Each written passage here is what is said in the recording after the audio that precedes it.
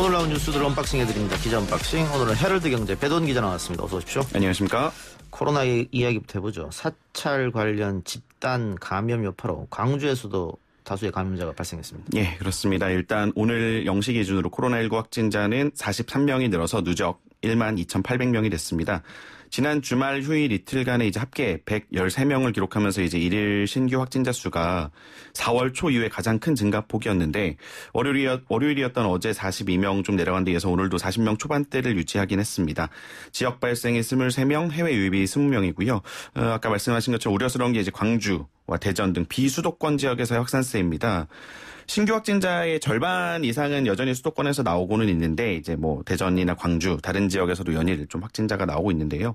일단 광주 동구에 있는 광륵사 사찰 이 관련해서 주지 승려, 신도 등의 집단 감염이 계속되고 있고 오늘 낮 기준으로 확진자와 접촉했던 2명까지 추가 양성 판정을 받아서 누적 확진자가 총 14명이 됐고요. 대전에서도 이제 방문 판매 업체에 집단 감염이 발생한 이후에 산발적인 감염이 계속 이어져서 총 방문업체 4곳 관련 확진자가 78명까지 늘어난 상태입니다. 대전의 한 어린이집 원장 어머니와 초등학생, 중학생 두 아들이 한꺼번에 양성 판정을 받으면서 대전 시내 어린이집 1,203곳이 모두 휴원을 했고 해당 중학교와 고등학교는 원격 수업으로 전환을 하기도 했고요. 부산에서도 40대 확진자가 나왔는데 확진 받기 전에 관광객들이 많이 찾는 해운대에 있는 일반 음식점, 주점 등을 방문한 것으로 조사가 돼서 방역당국이 바짝 긴장하고 있는 상황입니다. 그 종교시설 관련해서 그동안 교회에서 계속 확진자가 나왔고 사찰에서 나오지 않았는데 이제 사찰까지 나오니까 예. 그 종교시설에 대해서 각 지자체에서 조금 더 강한 어떤 안을 내놓아야 되지 않을까. 아무래도 그렇게 되는 수순일 것 같습니다. 알겠습니다. 자, 방역당국은 아직은 현 의료체계로 감당이 가능하다 이렇게 생각하는 것 같아요. 예, 그렇습니다. 그래서 사회적 거리두기 상향 검토 단계는 아니다 이렇게 보고 있는 거죠? 예, 오늘 윤태호 중앙사고수습본부 방역총괄반장이 오늘 브리핑에서 이제 현재 상황은 거리두기 1단계인데 2단계로 갈 수준은 아니라고 보고 있다. 신규 확진자 수가 급증하거나 계속 증가하는 추세를 보이면 그때 2단계를 고려할 수 있다라고 얘기를 했고요. 또 확진자 가운데 해외 유입이 차지하는 비율이 여전히 상당히 높고 지역 발생은 30명 내외에서의 증가와 감소를 반복하고 있다는 설명인데요. 방역당국 측은 전 세계적인 유행 상황인 만큼 확진자를 0명, 제로로 만들기는 어렵다. 의료체계가 감당할 수 있는 수준에서 억제해 나가는 것이 방역의 방향이라고 설명을 했습니다. 예, 국회 상황도 짚어보겠습니다. 거대 여당인 민주당이 상임위원장을 결국 다 가져갔는데 미래통합당의 비판 수위는 점점 높아지고 있습니다. 예, 좀 전 일부에서도 인터뷰했었는데 오늘 주호영 통합당 원내대표가 의원총회에서 우리나라는 모르는 사이에 일당 독재 국가가 됐다. 대통령, 언론, 검찰, 사업부, 국회 관련까지 몽땅 차지했다라고 비판을 하면서 집권 세력의 오만과 일당 독재를 견제하고 실정을 국민한테 알리는 데 앞장서겠다라고 밝혔습니다. 특히 현 정부에서 이제 장관을 거쳤던 의원들이 바로 해당 상임위의 위원장으로 임명한 것에 대해서는 파렴치하다라는 단어를 쓰면서 강도 높게 비판을 했는데요. 문체부 장관 지낸 도종환 문화체육관광위원장이 됐죠. 농림부 장관을 지낸 이계호 전 장관도 농림축산식품해양수산위원회 위원장이 지목이 됐잖아요. 그러면서 이제 이 사람들이 장관을 했던 기간도 국회 감사 대상이고 비판 대상인데 이제 아예 이제 국회 위원장이 상임위 위원장이 되면은 자신이 장관했던 기간을 감시하지 말자는 거 아니냐. 이렇게 비판을 했습니다. 그러면서 나라 곳곳이 파괴되는 심각한 상황인데 국민들께서 이 점을 얼마나 알고 계신지 안타까운 마음이다라고 비판을 했습니다. 그래서 제가 일부에서 살짝 김기현 의원과 이야기를 했습니다만 민주당에서 장관 출신의 의원들을 상임위원장 자리에 앉힌 것은 다시 협상할 때를 대비해서 카드로 냈을 가능성도. 미래통합당이 국회로 들어온다면은 재협상에서 11대 7로 하겠다. 이런 이야기가 나오고 있어요. 여의도에서. 그렇게 설명을 할 수는 있을 것 같아요. 근데 앞으로 어떻게 될지는 좀 이제 지켜봐야 될 것 같습니다. 자, 그리고 또 민주당 측에서 협상 결렬의 이유로 김종인 비대위원장을 지목했는데 여기에 대해서도 미래통합당 쪽에서는 불쾌감을 드러냈습니다. 예, 그렇습니다. 민주당 이해찬 대표가 이제 어제 통합당을 가리키면서 저쪽은 참고 일어나가 안 된 것 같다라고 이제 김종인 위원장을 경향을 한 발언이었죠. 김영진 민주당 원내수석 부대표도 합의안이 부결된 거는 김 위원장이 과도하게 원내 상황에 개입하는 것이라고 생각한다라고 직격을 했어요. 이에 대해서 이제 어제 굳은 논평으로 통합당 허위 사실로 내부 분열까지 획책하는 여당에 경악하지 않을 수 없다. 민주당의 사실호도가 지나쳤다라고 지적한 데 이어서 오늘도 주호영 원내대표가 파렴치하게 지도부 이간질까지 시도를 하고 있다. 그러면서 여러 의원의 이제 뜻에 따라 협상할 수 없다 파기한 거지 결코 지도부 간 견해가 달라서 한 게 아니다라고 재차 강조를 했습니다. 예. 오늘 나온 차기 대권주자 여론조사 결과 윤석열 검찰총장이 홍준표, 황교안, 오세훈 등을 제치고 전체 3위에 올랐습니까? 예, 그렇습니다. 그러니까 1위가 이낙연 의원이고 맞습니다. 2위가 이재명 경기도지사, 3위가 윤석열이에요. 맞습니다. 3위가 윤석열 검찰총장이고 10%를 놀라운 넘는 수치예요. 수치. 오늘 큰 주목을 받았는데요. 예. 또 이낙연 의원의 선호도가 전달보다 3.5%포인트 떨어졌고 이재명 지사는 조금 오르긴 했지만 어쨌든 윤 총장이 리얼미터 조사 대상에 이번에 처음 포함되면서 10% 이상으로 대비를 해서 오늘 큰 주목을 받았습니다. 홍준표 의원은 5.3%, 황교안 전 미래통합당 대표는 4.8% 이거밖에 안 되는데 예. 2배 이상이 나온 거예요. 그러면서 이제 뭐 결국에는 문재인 대통령이 임명했던 검찰총장이지만 지금 야권에서 여권에서 윤석열 총장을 때리고 있기 때문에 이 여당과의 대립 구도가 이 영향을 미쳤다는 분석이 나오고 있습니다. 예. 그러니까는 지금 여권과 대립 구도를 갖고 있기 때문에 여권 후보라고 보기는 어렵고 아무래도 어렵죠. 야권 후보라고 봐야 되잖아요, 그러면? 그렇습니다. 뭐 야권 후보로 보는 게 지금 일반적인 시각이고요. 야권에서 또 뚜렷하게 두각을 나타내는 대선 주자가 없었기 때문에 예. 대안처럼 이거를 가져간 거 아닌가. 그 리얼미터 측 같은 경우도 윤 총장이 모름 무응답 같은 유보층과 홍준표, 황교안, 오세훈, 안철수 등 범보수 야권 주자의 선호층을 흡수했다라고 설명을 했어요. 그러면서 뭐 이낙연, 이재명과 함께 3강 구도가 형성됐다. 라고까지 분석을 했는데 뭐 연일 여권이 때려주니까 자연스럽게 야권의 대표주자가 되는 좀 특이한 상황으로 볼 수 있겠습니다. 유시민 이사장이 그 여론조사에 들어가면 계속해서 높은 수치가 나와서 나는 빼달라고 정치에서 빼달라 해서 뺐잖아요. 윤석열 총장도 자기를 빼달라 그랬는데 여론조사 회사에서 빼달라고 한 사람을 굳이 자꾸 넣는 이유는 뭡니까? 뭐 아무래도 20%가 나왔다라는 거는 뭐 그만큼 국민의 이게 있다라는 걸로 뭐 아마 뭐 핑계라는 핑계 해명을 하지 않을까 싶은데 뭐 본인이 빼달라고 하는 사실 넣는 거는 뭐 도의적으로는 저는 그렇다고 봅니다. 어쨌든 여론조사 회사 입장으로서는 좋을지 모르겠습니다만 그래요. 다른 얘기 봅시다. 배우 이순재 씨가 전 매니저에게 갑질을 했다는 논란에 휩싸였습니다. 예. 어제 SBS 8시 뉴스에서 보도가 되면서 오늘 종일 좀 시끄러웠는데요. 처음에 이제 원로 배우 A씨의 전 매니저 김모 씨의 폭로 인터뷰가 보도되면서 파문이 일었는데 이 원로 배우 A씨가 이순재 씨로 밝혀지면서 논란이 더 커졌고요. 일단은 이 전 매니저라는 김 씨가 2달 동안 매니저로 일하면서 주말을 포함해서 단 5일밖에 쉬지를 못했다. 그러면서 평균 주 55시간 넘게 일했지만 휴일 또는 추가 근무 수당이 없었고 뭐 기본급으로 월 180만 원 받은 게 전부였다. 그다음에 뭐 근로계약서도 없었고 4대 보험 등을 이 이순재 씨에게 요청을 했다가 오히려 이제 기획사 대표한테 주의를 듣고 부당 해고로 이어졌다라고 주장을 했고요. 그러면서 이제 뭐 쓰레기 분리수거나 뭐 생수통 운반이랄지 신발 수선하는 거랄지 이런 약간 이순재 씨 가족의 허드렛 일을 했다라고 주장을 하면서 뭐 이순재 씨 부인의 녹취록도 등장을 했던 상황입니다. 예. 이순재 씨의 해명이 나왔을 텐데요. 일단은 아내가 사적인 일을 시킨 것 등은 일부 인정을 하고 사과하겠다는 뜻을 밝혔습니다. 그러면서도 해당 SBS 보도는 과장된 편파 보도라는 입장인데요. 이순재 씨는 이제 사적인 일을 시킨 건 잘못된 부분이니 인정하고 사과하겠지만 전날 보도는 과장됐다. 아내가 힘든 게 있으면 부탁하고 그랬던 것 같은데 또 무슨 일이 있었을 때 약속 시간에 늦지 말라고 지적했는데 그런 게 겹쳤던 것 같다. 자기는 한 번도 사람을 잘라본 적이 없고 막말한 적도 없다. 뭐 머슴살이라고 나왔는데 그게 요즘 세상에 가능하겠느냐 뭐 이런 입장을 밝혔고요. 이 전 매니저라는 김 씨가 이제 중앙노동위원회에 제소를 했대요. 그래서 예. 그 결과를 기다리고 있다면서 결론을 보고 조치할 건 조치하겠다라고 덧붙였습니다.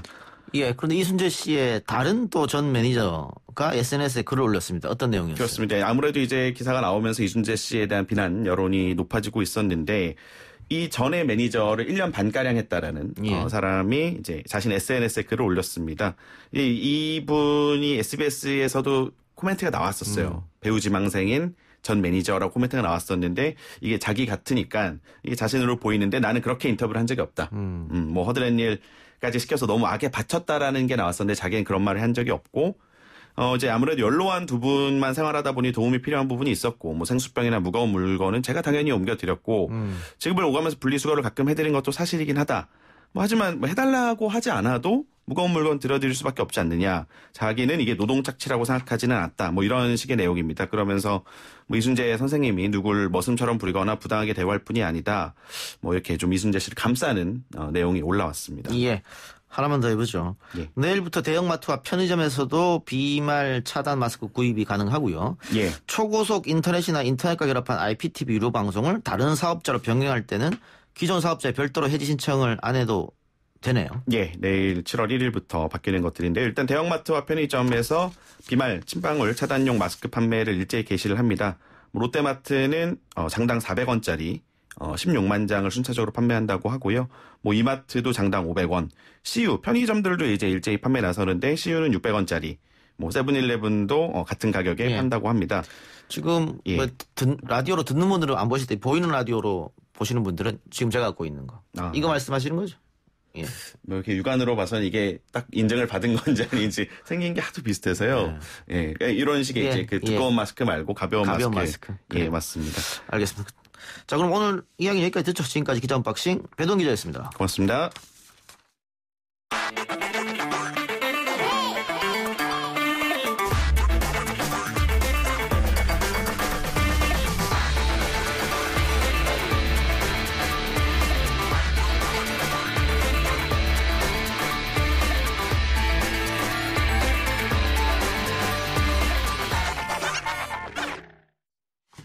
이번에는 홍콩 상황 이야기해 보겠습니다. 중국이 홍콩 보안법을 속전속결로 제정했죠.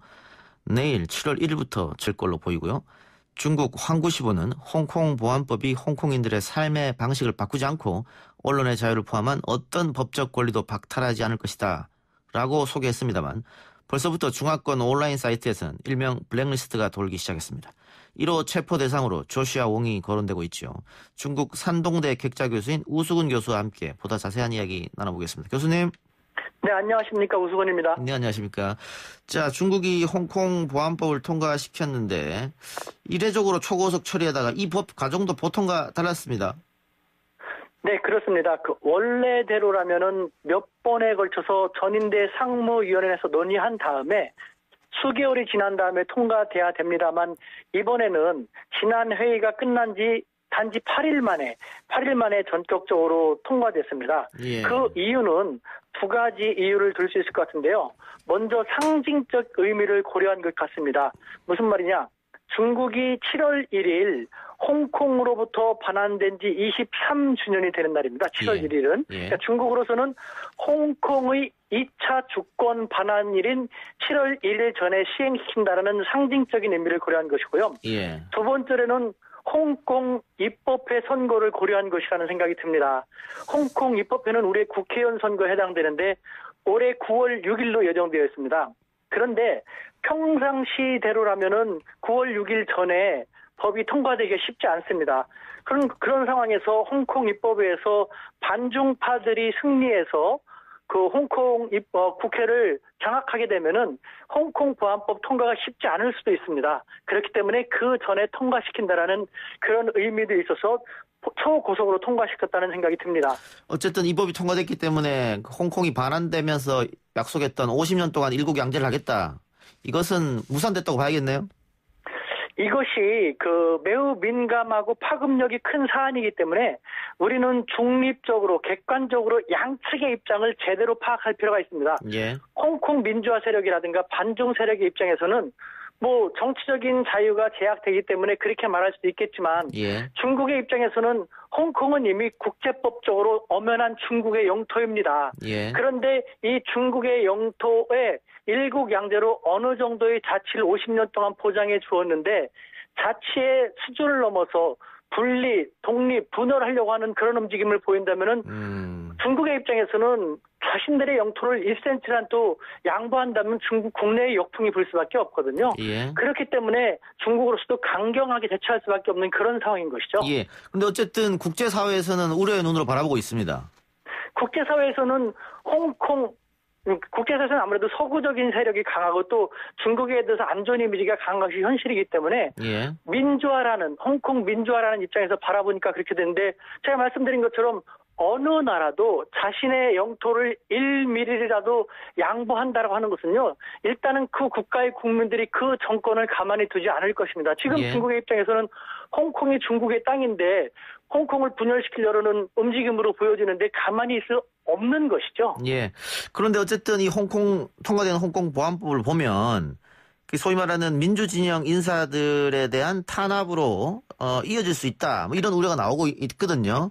또 그렇게 될 경우 미국하고의 갈등, 국제사회의 갈등이 커지지 않겠어요? 네, 불가피할 것 같습니다. 말씀드린 것처럼 양측의 입장이 정말 팽배하게 평행선을 달리고 있기 때문에 미국을 비롯한 국제사회와 중국은 계속 부딪힐 수밖에 없는데요.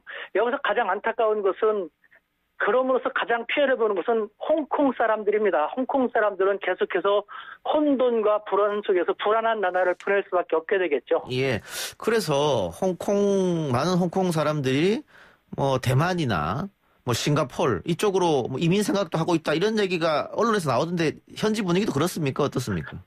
네, 그렇습니다. 이미 작년서부터 홍콩에서 민주화 시위가 일어나고 중국이 강경 진압을 하면서부터 대만이라든가 싱가포르라든가 호주 등지로 이민을 떠난 사람들이 나타나기 시작했고 지금도 그 이민 행렬은 이어지고 있는데요. 예. 중국 당국의 입장에서는 가려면 가라. 어쨌든 홍콩은 확실히 중국의 영토이기 때문에 자치권은 보장하겠지만 분리 독립을 하려는 것은 절대 자시할 수 없다. 그런 세력이 동조하는 사람들이라면 이민 갈 테면 가라라는 자세를 보이고 있습니다. 예, 강경하게 나오고 있네요. 그러면 일단 미국은 홍콩에 대한 특별 대우를 박탈한다고 했습니다.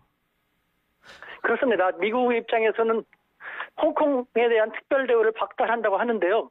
말씀드린 것처럼 중국의 입장에서는 다른 사안이 아니라 국가의 핵심 이익, 즉 영토와 직결되는 사안이기 때문에 그것에도 어떻게 아랑곳할 수밖에 없습니다. 그렇지 않으면은 시진핑 주석의 공산당 정권은 중국 국내에서 엄청난 역풍을 받을 수밖에 없기 때문에 예. 1mm라도 영토와 관련된 것은 양보해서는 안 된다라는 초강경한 입장을 고수할 수밖에 없는 것이죠. 이 특별 대우라고 하는 게 관세나 투자, 무역 등 여러 분야에서 특별 지위를 보장해 왔는데 그게 이제 사라지는 건데 이게 특별 대우를 박탈하면 우리 경제에는 어떤 상관관계가 있을까요?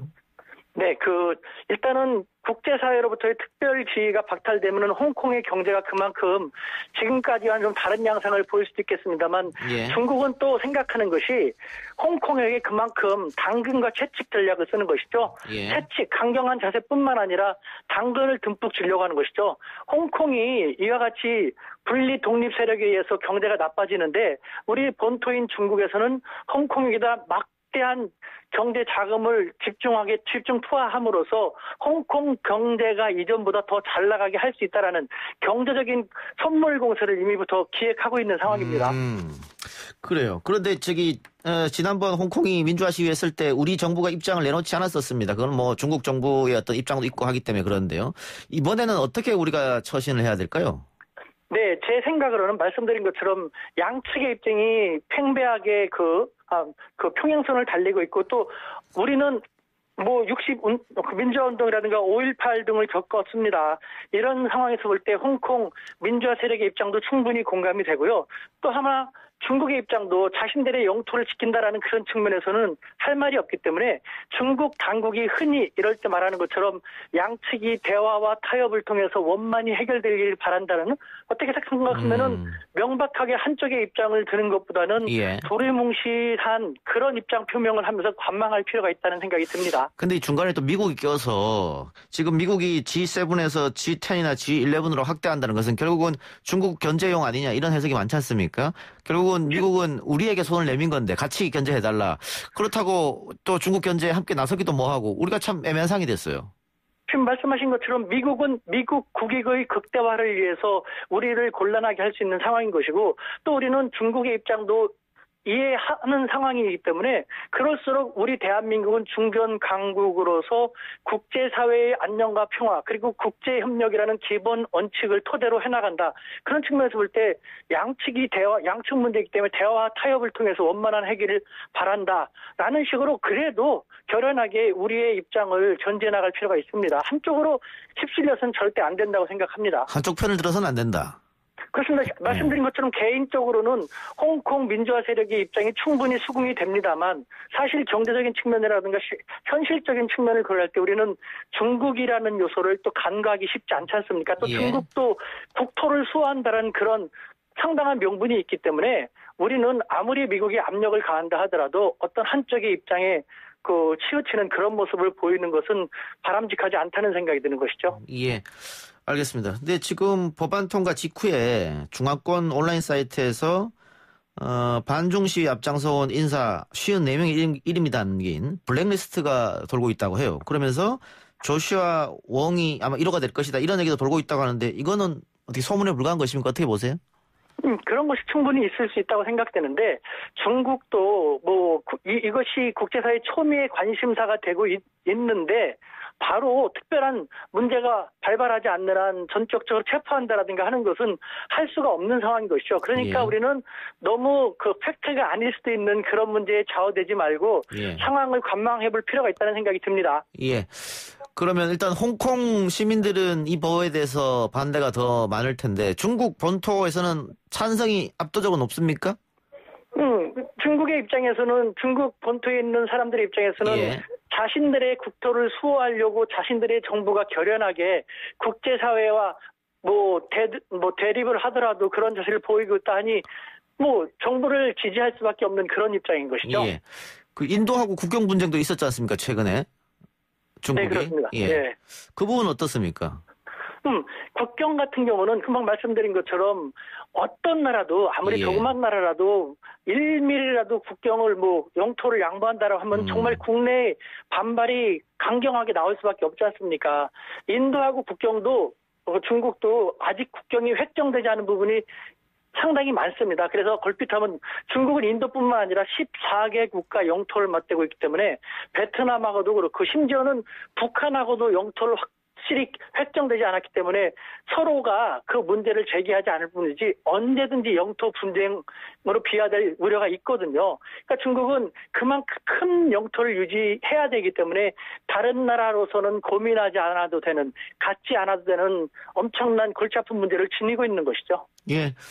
그 한한령이 공식적으로 해제됐다 이렇게 얘기가 들리던데 그 중국 내에서도 한한령에 대한 이야기가 여론이 좀 있었습니까? 어땠습니까? 그렇지 않습니다. 한한령은 중국 당국은 처음부터 한한령은 공식적으로 없었다는 입장이지만 사실적으로 있었다는 우리가 다 알지 않습니까? 예. 중국은 제가 중국 당국자들하고도 빈번히 이 문제에 대해서 논의를 하는데요. 어차피 중국이 사드 제재 조치를 취함으로써 중국이 취하는 이익은 없습니다. 한국하고 사이 나빠지고 한국 민심이 더 나빠지고 중국이 한국하고의 기업 교류를 해야 되는데 그걸 못하기 때문에 자기들도 안 좋고 다만 한국과 서로 그것이 커뮤니케이션이 잘 되지 않아서 여태까지 한한령이 유지되는 모습인데 중국은 이런 식으로 조금씩 한한령을 해제하는 모습을 보이고 한국의 반응을 봐가면서 점차적으로 더 해제할 것이고 한국에서 특별한 변수가 생기지 않는 한 한한령을 해제하면서 궁극적으로 완전히 해제는 시진핑 주석이 방한할 때 큰 선물 형식으로 가져올 것입니다. 알겠습니다. 교수님 오늘 인터뷰 고맙습니다. 네, 감사합니다. 지금까지 중국 상동대 우수근 교수였습니다. 2부 기자 언박싱에서 이야기한 대선 후보 선호도 여론조사는요. 오마이뉴스가 리얼미터 열애 22일부터 26일까지 전국 만 18세 이상 성인 남녀 2,537명을 대상으로 조사한 결과입니다. 표본 오차 95% 신뢰 수준 플러스 마이너스 1.9%포인트. 자세한 사항은 중앙선거 여론조사위 홈페이지 참조해 주시고요. 저는 뉴스 듣고 오겠습니다.